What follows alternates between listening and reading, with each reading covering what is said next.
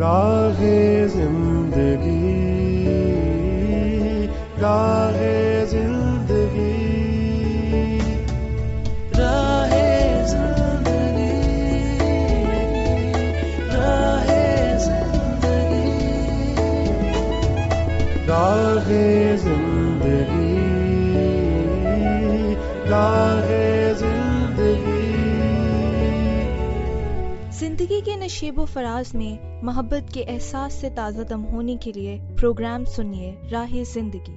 عزیز سامعین، سن رہے ہیں آپ اپنا پسندیدہ پروگرام راہ زندگی۔ عظمیٰ یونس کی میزبانی میں محبت بھرا سلام قبول کیجیے۔ امید کرتے ہیں آپ سبھی خدا تعالیٰ کے فضل و کرم سے بالکل خیریت سے ہوں گے، اور ہماری یہ دعا ہے کہ آپ سدا خوش اور شادمان رہیں، زندگی میں بڑھتے اور ترقی کرتے جائیں، آمین۔ سامعین، ہمارا کوئی منصوبہ ہو، کوئی مقصد ہو، یا پھر کوئی خواب ہو جسے ہم پورا کرنا چاہتے ہوں، تو اکثر اوقات ہم اسے لے کر اتنے زیادہ خوش ہوتے ہیں کہ ہم اسے دوسرے لوگوں کے ساتھ شیئر کرتے ہیں خوشی میں، یا پھر یہ بھی ہوتا ہے کہ ہم ان سے مشورہ لینا چاہتے ہیں، اور جب وہ ہمیں اچھا مشورہ دیتے ہیں، ہمیں بتاتے ہیں کہ آپ کے راستے میں اس طرح سے مشکلات آ سکتی ہیں، آپ نے ان سے ڈیل کیسے کرنا ہے، تو ہمارا منصوبہ تکمیل تک پہنچتا ہے، ہمیں کامیابی ملتی ہے۔ اور کلام خدا میں بھی لکھا ہے کہ صلاح کاروں کی کثرت میں سلامتی ہے۔ لیکن کبھی کبھار ایسا بھی ہوتا ہے کہ ہم جن لوگوں سے اپنا منصوبہ شیئر کر رہے ہوتے ہیں، ان کی سوچ کی وسعت کم ہوتی ہے، ان کا تجربہ کم ہوتا ہے، اور ان کے اندر حوصلہ بھی نہیں ہوتا خطرات کو مول لینے کا، تو وہ بھی ہمیں ہمارے منصوبے کو لے کر بہت ساری باتیں بتاتے ہیں، جیسا کہ وہ ہمیں یہ کہہ رہے ہوتے ہیں کہ آپ کا منصوبہ بہت بڑا ہے، ایسا لگتا ہے کہ یہ صرف خیالی منصوبہ ہے، حقیقت پر مبنی نہیں ہے، اور وہ ہمیں بہت ساری مشکلات کے بارے میں بھی آگاہ کرتی ہیں جو ہمارے راستے میں آ سکتی ہیں، لیکن ہمیں ان کا حل نہیں بتاتے، جس کی وجہ سے ہمارا جوش و جذبہ ماند پڑ جاتا ہے، اور ہم اپنے منصوبے کو جاری رکھنے کا ارادہ ترک کر دیتے ہیں۔ میرے جاننے والے ہیں، انہوں نے کاروبار شروع کرنے کا فیصلہ کیا، سرمایہ بھی ان کے پاس موجود تھا، اور جب انہوں نے شیئر کیا تو ان کو ایسی رائے سننے کو ملی کہ آپ کا کاروبار کامیاب نہیں ہوگا۔ انہوں نے وہیں پر اس ارادے کو ترک کر دیا۔ کچھ عرصے بعد کچھ اور لوگوں نے انہیں تحریک دی کہ آپ اس کاروبار کو شروع تو کر کے دیکھیں، آپ کو ضرور کامیابی ملے گی۔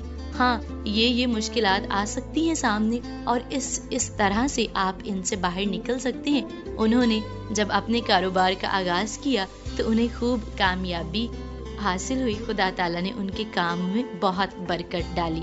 تو سامعین، ہمیں اپنے منصوبے شیئر کرنے سے پہلے لوگوں کی شخصیات پر غور کرنا ہے کہ یہ لوگ ہمیں کس طرح کا مشورہ دیں گے، کس طرح کی رائے دیں گے، کیا ان کو اس کام کے بارے میں تجربہ ہے، ماہر ہیں، خطرات مول لینے کا حوصلہ ان کے اندر ہے، یا پھر یہ کم ہمتیں لوگ ہیں، اور ہمیں سوچ سمجھ کر شخصیات کا جائزہ لے کر اپنے منصوبے ان کے ساتھ شیئر کرنے ہیں، تاکہ ہمارے منصوبے تکمیل تک پہنچ سکے اور ہمیں کامیابی مل سکے۔ آئیے سامعین، پروگرام میں سماعت فرمائیں اپنی برکت اور رہنمائی کے لیے تلاوت کلام مقدس۔ خداوند میرا چوپان ہے، مجھے کمی نہ ہوگی۔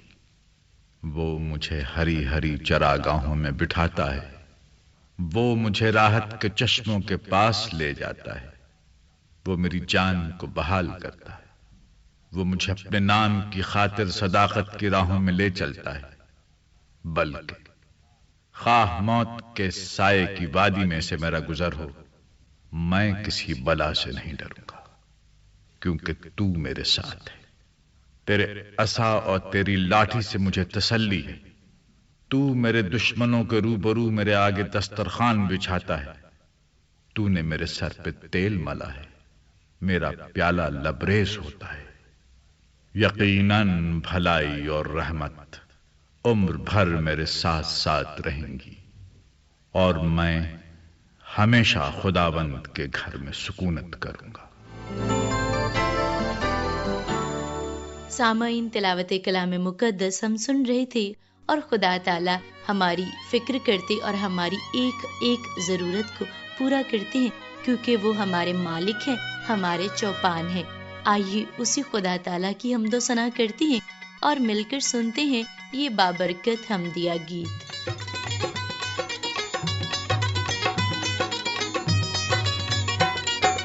کرو رب دی ہن وڈیائی،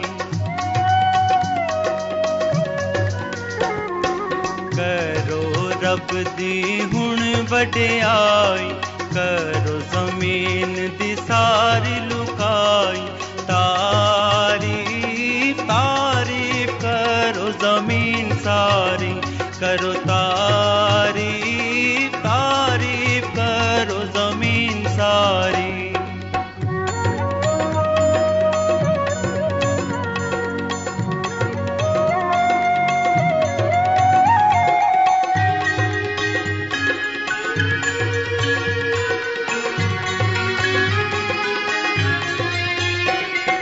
سب ڈونگیاں یا سب گہراؤ، سب ڈونگیاں یا سب گہراؤ، اولے برف تعریفاں گاؤ، تعریف تعریف کرو زمین ساری، کرو تعریف تعریف کرو زمین ساری۔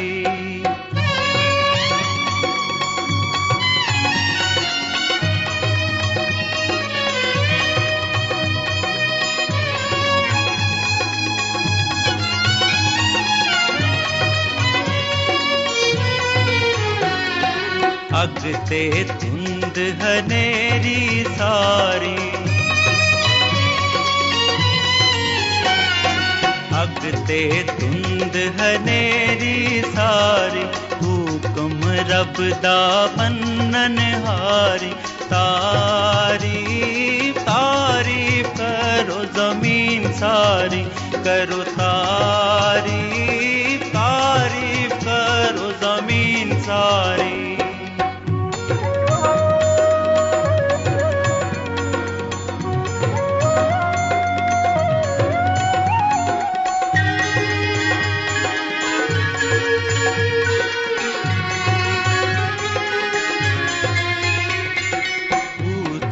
ٹیلے سب پہاڑوں، اونچے ٹیلے سب پہاڑوں، پھل در روپو سب دیودارو، تعریف تعریف کرو زمین ساری، کرو تعریف تعریف کرو زمین ساری۔ سامعین، حمدیہ گیت ہم نے سنا اور ہم چاہتے ہیں کہ آپ راہ زندگی پروگرام کو جب سماعت فرماتے ہیں تو ہمیں اپنی رائے سے آگاہ کیجیے اور پروگرام کے کون سے سیگمنٹس آپ کے لیے عمدہ معلوماتی اور باعث برکت ثابت ہوتے ہیں ان کے بارے میں ہمیں بتائیے۔ تو اس کے لیے آپ ہمیں خط بھیجیں گے۔ ہمارا پوسٹل ایڈریس ہے پروگرام راہ زندگی، پی او باکس نمبر 117، فیصل آباد، پاکستان۔ ہمارا نمبر ہے فون کال اور ایس ایم ایس کے لیے 031674775655۔ ہماری فیس بک آئی ڈی ہے PCRM فیصل آباد اور یوٹیوب چینل ہے PCRM TV۔ کسی بھی میڈیم کے ذریعے سے ہمارے ساتھ رابطے میں رہیے گا۔ اور سامعین، دسمبر کا مہینہ چل رہا ہے اور آپ کو انعامی مقابلے کا سوال نوٹ فرمانا ہے، اس کا جواب ڈھونڈنا ہے اور ہمیں اس کا جواب لکھ بھیجنا ہے۔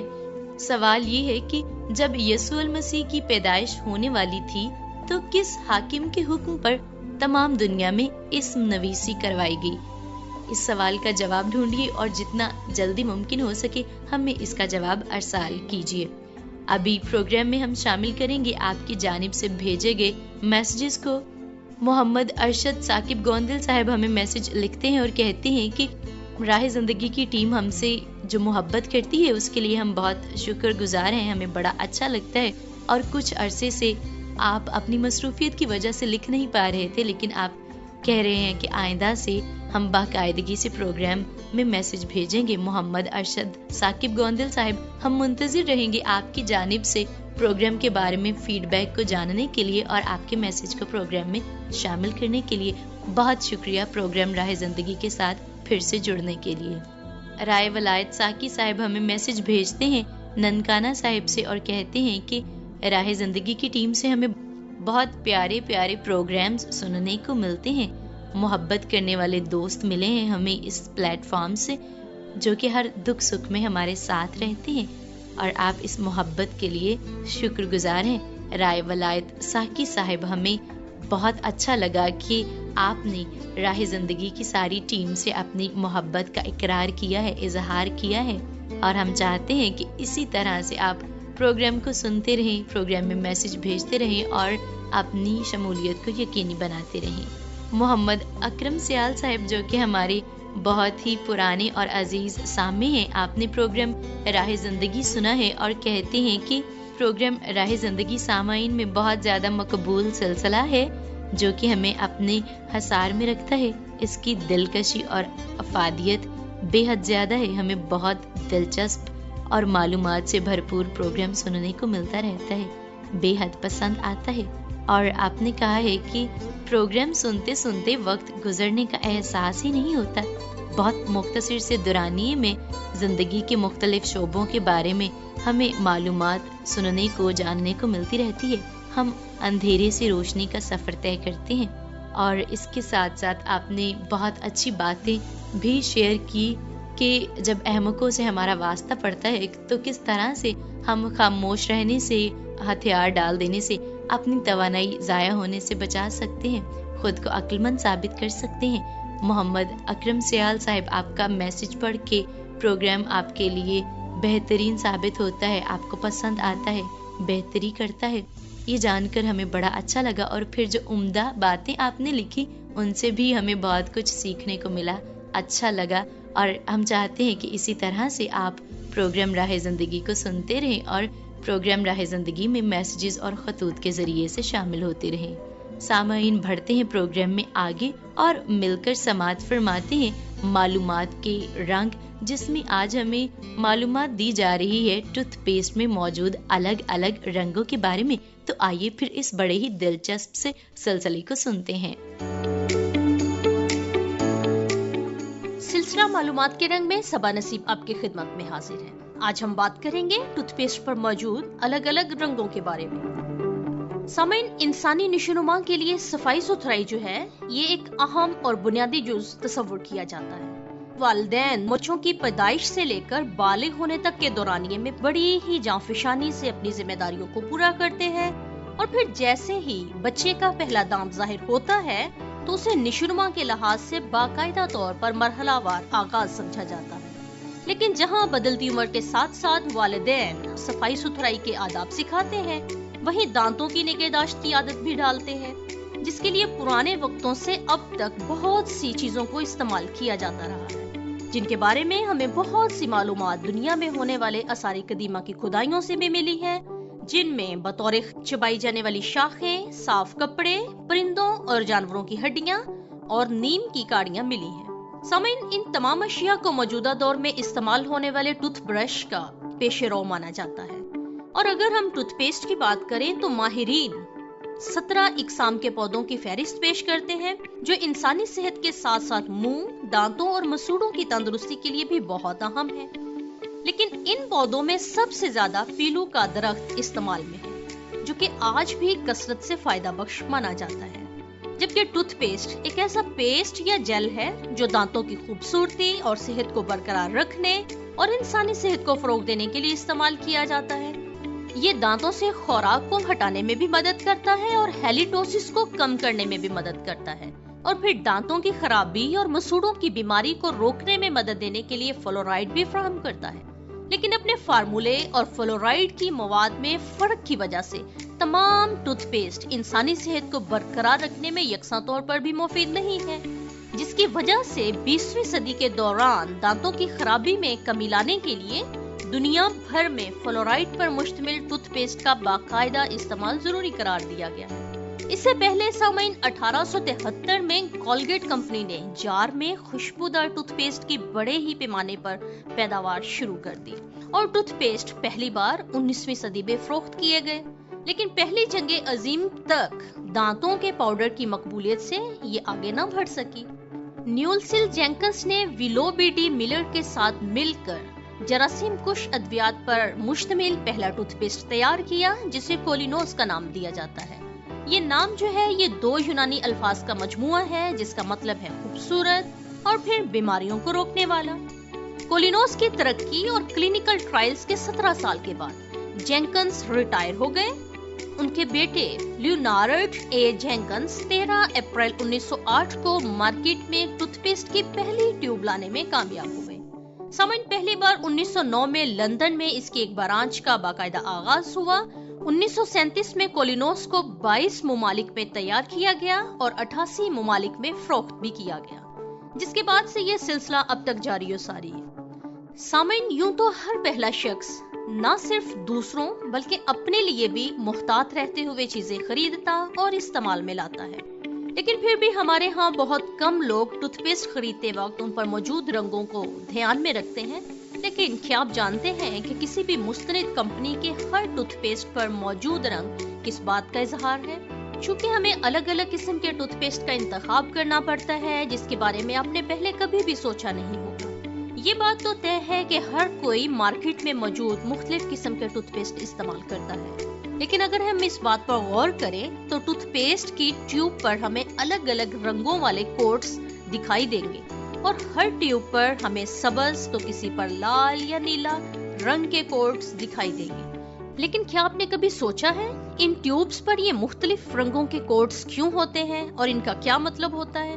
سامعین ٹوتھ پیسٹ پر مختلف رنگوں کے کوٹس ہمیں بتاتے ہیں کہ اس ٹوتھ پیسٹ میں کس قسم کے اجزاء موجود ہیں، اور ٹوتھ پیسٹ پر موجود ہر رنگ اس بات کی ہی نشاندہی کرتا ہے کہ آیا یہ پیسٹ کب اور کس مقصد کے لیے استعمال کرنا چاہیے.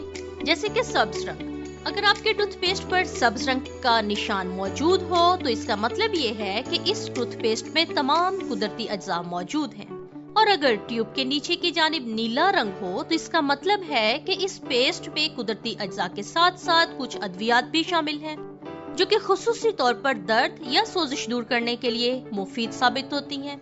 اور جس پیسٹ پر سرخ رنگ کا نشان بنا ہو اس کا مطلب ہے کہ اس ٹوتھ پیسٹ میں قدرتی اجزاء کے ساتھ ساتھ کچھ کیمیکلز بھی موجود ہیں. اور اگر پیسٹ کے نیچے کالے رنگ کا نشان موجود ہو جس کا مقصد یہ ہے کہ اس ٹیوب میں صرف کیمیکل کے علاوہ اور کوئی قدرتی اجزاء شامل نہیں ہے. اس لیے آپ جلدی سے اپنا ٹوتھ پیسٹ چیک کیجئے، کیونکہ بہت اہم ہے کہ اپنی ضرورت اور جسمانی صحت کو مد نظر رکھتے ہوئے روزمرہ استعمال کے لیے ٹوتھ پیسٹ خریدا جائے. امید کرتے ہیں سامعین کہ آج کا سلسلہ آپ کی معلومات میں بہت ہی مفید ثابت ہوگا. سامعین امید کرتے ہیں یہ سلسلہ آپ کے لیے دلچسپی سے بھرا اور خوب معلوماتی رہا ہوگا. اور ابھی ہمیں پروگرام میں سماعت فرمانا ہے موسیقی کا یہ بڑا ہی عمدہ اور دلکش سا ٹریک.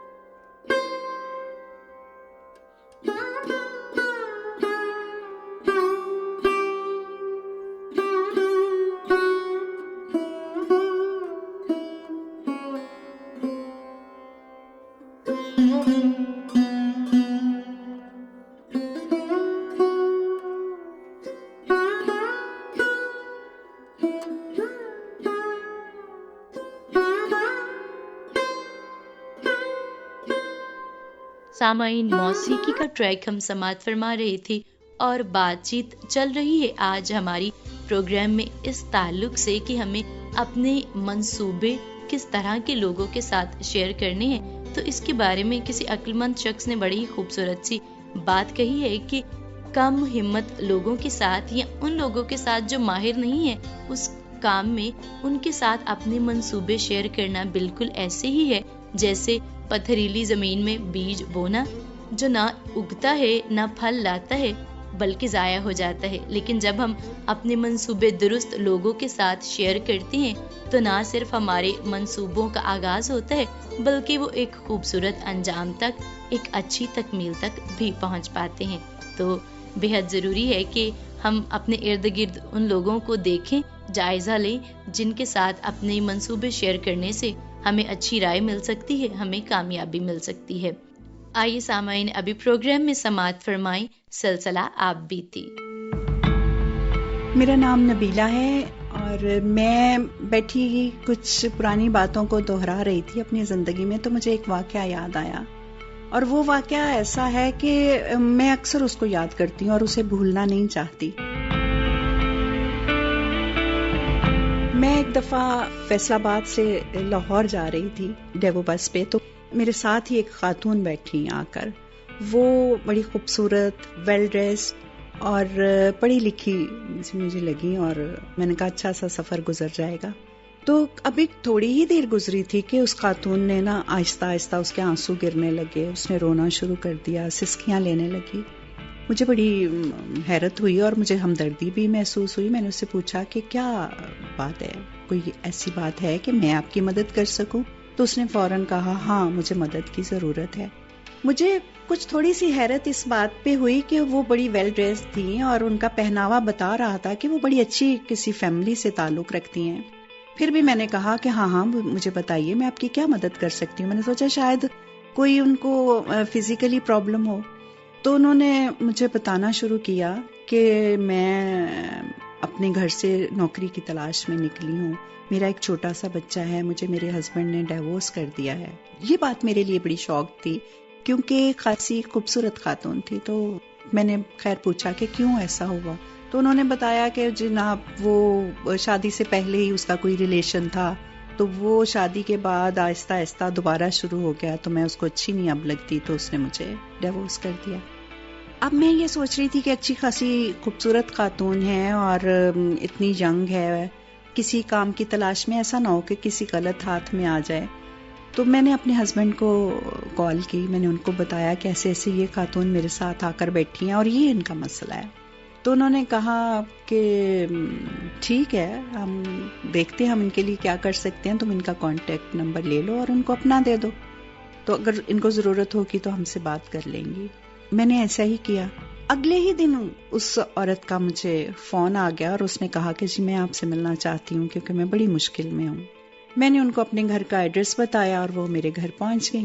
اب انہوں نے جو اپنی سٹوری میرے ہسبینڈ کو سنائی وہ اس قدر ہمدردانہ طریقہ حاصل کرنے والی تھی کہ ہم لوگ واقعی پریشان ہو گئے. اور میرے ہسبینڈ نے انہیں کہا کہ آپ ہماری بہن ہو، آپ کے پاس جب تک کوئی جگہ نہیں ہے، آپ کو کوئی اچھی نوکری نہیں مل جاتی، میں خود بھی کوشش کروں گا کہ آپ کو نوکری مل جائے، تو تب تک آپ ہمارے پاس اسٹے کر لیں. آپ کا چھوٹا سا بچہ ہے، اس کو لے کے کہاں آپ خوار ہوں گی، تو آپ ہمارے پاس اسٹے کر لیں. اس نے 1 منٹ نہیں لگایا اور اس نے یس بولا اور وہ وہیں کی وہیں ٹک گئی.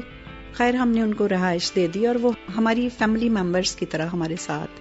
تو میں نے محسوس کیا کہ وہ میرے ہسبینڈ کو پٹی پڑھانے کی کوشش کرتی ہیں، کبھی میرے خلاف، کبھی کہنا کہ کھانا اچھے طریقے سے دل سے نہیں بنایا آج کھانا، کبھی کہنا کہ آپ کو اچھے طریقے سے دل سے ٹریٹ نہیں کیا اس نے، آپ کے درمیان کوئی خفگی چل رہی ہے، کوئی مسئلہ ہے. میرے ہسبینڈ نے کہا نہیں ایسی کوئی بات نہیں ہے. مجھے بھی برا لگا، میں نے کہا یہ کیا کرتی ہے؟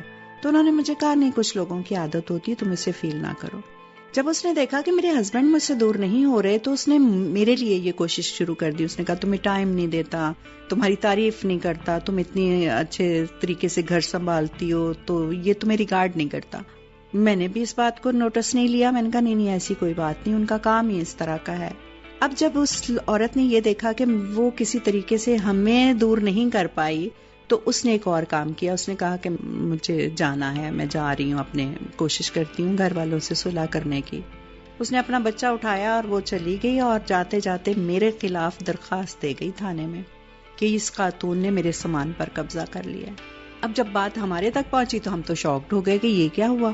خیر شکر خدا کا یہ تھا کہ میرے ہسبینڈ خاصے سورس والے تھے، وہ خود گئے تھانے، انہوں نے ساری جا کے بات کی اور کہا کہ آپ اپنی کسی فیمیل کو بھیجیے، میری بیگم کے بارے میں دیکھ لے، جانچ لے کہ وہ کیا ہے۔ وہ آئے، انہوں نے دیکھا، انہوں نے خیر کلیئر رپورٹ دے دی میرے بارے میں کہ نہیں، ایسی خاتون نہیں ہے وہ۔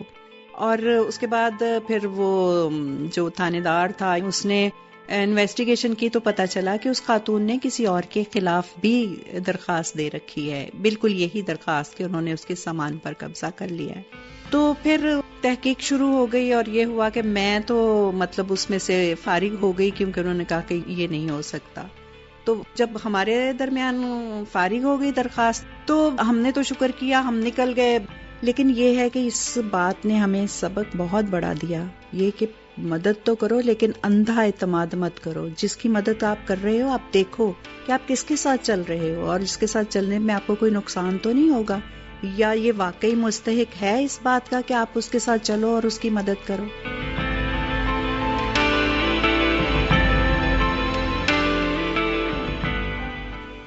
سامعین، سلسلہ آپ بیتی ہم سن رہے تھے، اور آج کی آپ بیتی تو مجھے خود کو سوچ میں مبتلا کر گئی۔ واقعی مدد کرنے والا دل ہونا، ہمارے اندر ہمدردی ہونا دوسروں کے لیے، یہ خدا تعالیٰ کی طرف سے ایک برکت ہے، نعمت ہے، لیکن اس کے ساتھ ساتھ نقصان سے بچنے کے لیے یہ بھی بے حد ضروری ہے کہ ہمیں لوگوں کی پرکھ ہو، ان کی شخصیت کی سمجھ ہو۔ آئیے سامعین، پروگرام راہ زندگی پہنچتا ہے اپنے اختتام کو، جھکائیں اپنے سروں کو خدا تعالیٰ کے حضور اور مل کر کریں دعا۔ خداوند پاک خدا، ہم آپ کی شکر گزاری کرتے ہیں اس بات کے لیے کہ آپ ہم سے بے پناہ محبت کرتے ہیں، آپ ہمارے خالق اور مالک ہیں اور سدا مہربان رہتے ہیں۔ توفیق بخش دیجیے کہ ہم بھی آپ کی فرما برداری میں اپنی زندگی گزار سکیں۔ اپنے تمام تر سامعین کے لیے، ان کے گھرانوں اور خاندانوں کے لیے برکت، ترقی اور سرفرازی کی دعا کرتے ہیں۔ جتنے بیمار ہیں انہیں شفا عطا کیجیے، جو بے روزگار ہیں انہیں اچھے روزگار عطا کیجیے، اور خداوند پاک خدا جتنے لوگ پریشان ہیں انہیں ان کی پریشانی سے آزاد کیجیے۔ ہماری اس التجا کو قبول کیجیے، خداوند یسوع مسیح ناصری کے نام سے مانگتے ہیں، آمین۔ اسی کے ساتھ آپ کی میزبان عظمیٰ یونس پروگرام ختم کرنے کی اجازت چاہتی ہے۔ امید کرتی ہوں اگلے پروگرام میں پھر سے آپ سے ملاقات ہوگی۔